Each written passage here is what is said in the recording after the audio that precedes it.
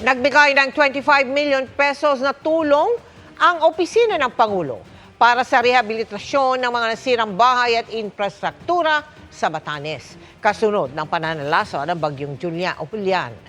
Ang gobernador ng lalawigan may mas malalim na hiling sa Pangulo. Nakatutok doon live si Joseph Moro. Joseph? Nagbigay nga si Pangulong Marcos ng 25 million pesos para nga sa probinsya ng Batanes at tinanggap yan ni Batanes Governor Marilu Cayco.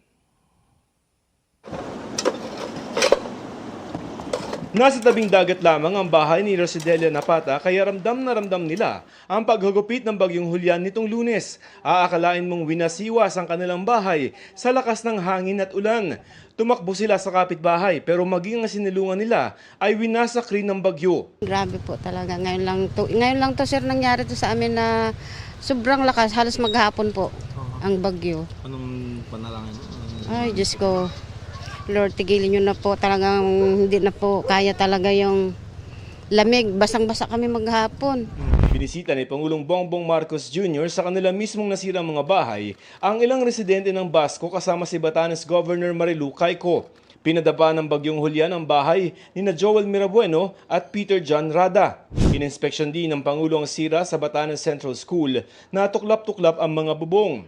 Ayon sa Pangulo, ang infrastruktura sa Batanes ang pinakatinamaan ng bagyong Julian. Lampas 2,000 mga bahay ang nasira sa Batanes. Nagbigay na ng mga paunang mga yero at kahoy ang Pangulo at lalawigan pero may susunod pa ng mga supplies na ibabarko sa October 6. Namigay din ang second round ng family food packs ang DSWD pati na mga water filtration devices. Nagbigay din ng 25 million pesos ang Pangulo para sa rehabilitasyon at financial assistance sa probinsya. Yung iba-ibang pangangailangan ng mga pamilya, bawat bahay, kaya kailangan magbigay na kami ng cash. So, magre-release na tayo ng 10,000 bawat household. Pinuntagan ng Speaker of the House ng 15 million ang release para sa tulong. Ang Office of the President naman ay magre-release kami ng 25 million para sa iyo. Sa kanyang pagbisita dito sa Basco, Batanes, binigyan din ni Pangulong Marcos ang pangangailangan na matulungan ang mga residente ng Batanes na maipagawa ulit ang kanilang mga nasirang bahay dahil sa bagyong Julian. Nakita ko yung nasira, yung mga ibang bahay, talaga lalo na yung mga tao, yung mga talaga natangay lahat. So yun ang susunod namin gawin. Sa pulong ng Pangulo sa mga opisyal ng lalawigan, hiniling ni Cayco na magkaroon ng moratorium sa pagbabawal ng DENR sa pagkuha ng mga aggregates o bato at mga buhangin dahil protected area sila.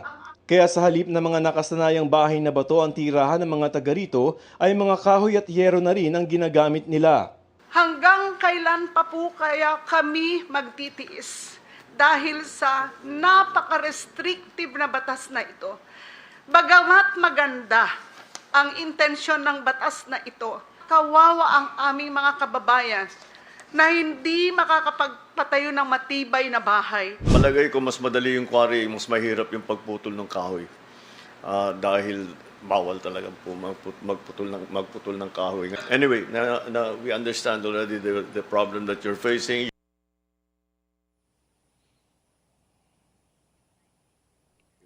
Mel, ayon sa Civil Aviation Authority of the Philippines, operational na yung airport dito sa Basco pero nakadepende pa rin yan sa mga airlines kung kaya nila na mag-mount ng mga flights papunta rito sa lalawigan. Mel?